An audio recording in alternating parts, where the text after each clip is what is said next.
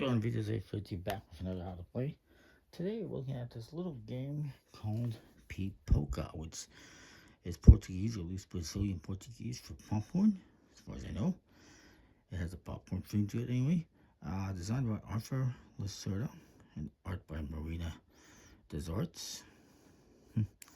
As by Samba Studios, and I guess Ludens Spirit. For 2 players, but there's also solo mode. About 50 minutes, ages 14 and up. And it just comes in this little plastic case, no rules. This little thing, cover. So I printed off the rules. You get 18 cards in a game. You get 16 cards, numbered 1 through 16.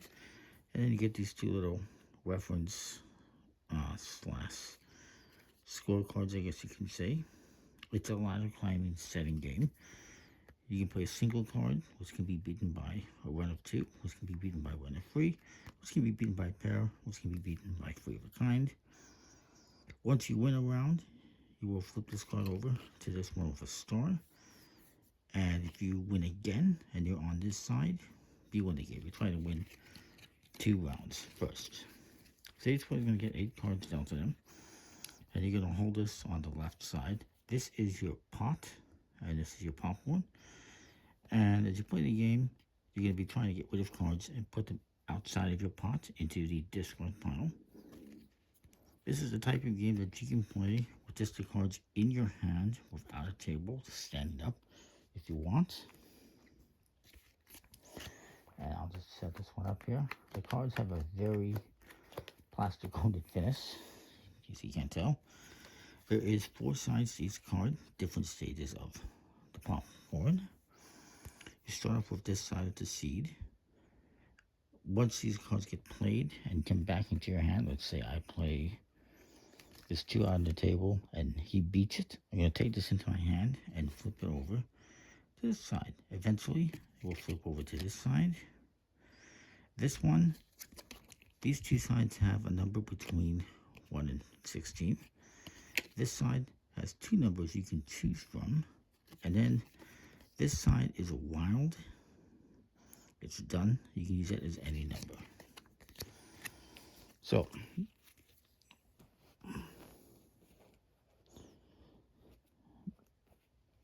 and again, as soon as you get rid of all the cards from your hand and out of your pot, you win the round and you try to win 2 rounds.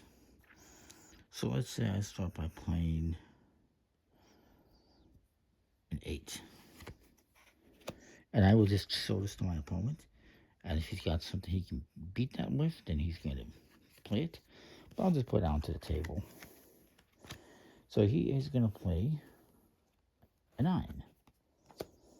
And he beats my set. Maybe he plays a 9-10. Why not? He can do that.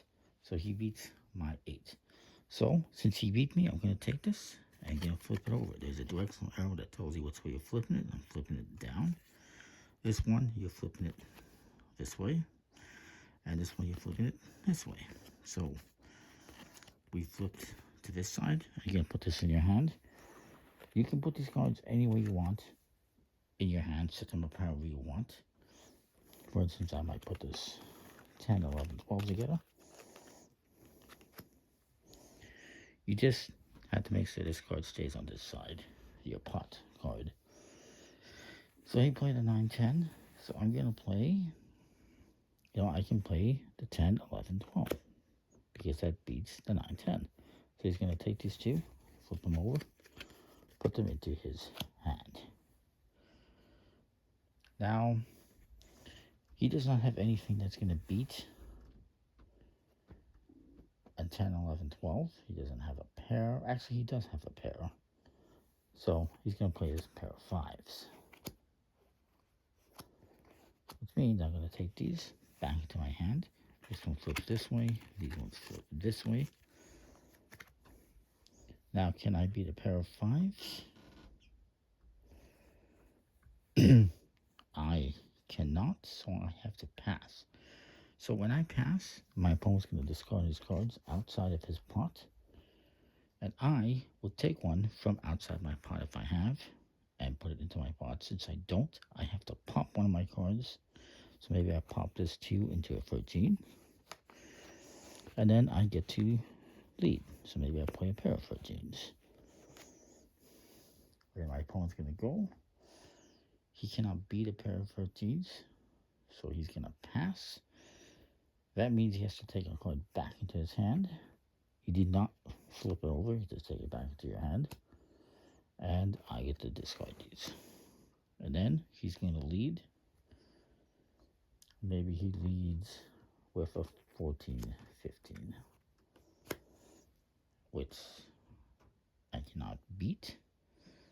So, again, he's going to discard these. I get to take one back into my hand. And then I get to lead something. So maybe I lead a 44. Then he's going to follow. Maybe he plays a 5, 6, 7. I'll take these back to my hand. And again, flip them around. Always make sure you flip them. I might have been forgetting a little bit. And then I cannot. Can I beat that? I cannot. So I'm going to pass. I have to take this back into my hand, which is not what I want. And he's going to discard these. So then I play, let's say, a pair of 13s. He cannot beat the pair of 13s, so he has to pass.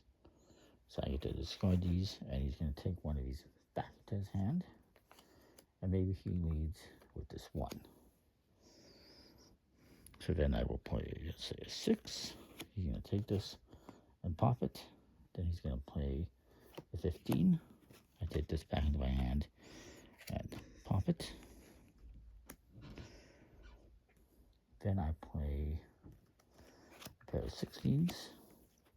He'll take this back to his hand and pop it. Now he has to pass, so I get to discard these. And he'll take one back to his hand. Maybe he takes back this 15. And he leads with a 15, 16. So then,